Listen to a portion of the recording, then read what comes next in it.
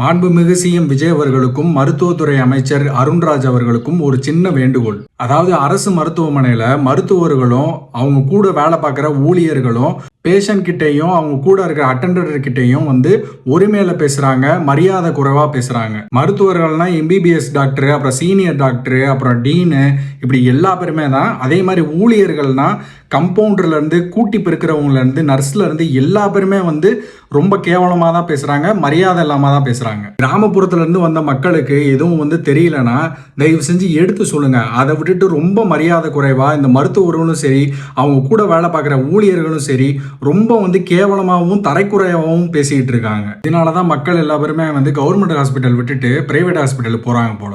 இதுக்கு கண்டிப்பா நடவடிக்கை எடுத்தே ஆகணும். நான் மதுரையில இருக்கேன். அரசு ராஜாஜி மருத்துவமனையிலையும் இப்படிலாம் நடந்துகிட்டு தான் இருக்கு. மற்ற மாவட்டத்துல இப்படிலாம் நடக்குதான்றது தெரியல. மக்களே, உங்களுக்கும் இதே மாதிரி கவர்மெண்ட் ஹாஸ்பிட்டல்ல ரொம்ப தரைக்குறைவா உங்களை இழிவுபடுத்துற மாதிரி பேசுறாங்களா அப்படின்றத கமெண்ட் பாக்ஸ்ல கமெண்ட் பண்ணுங்க.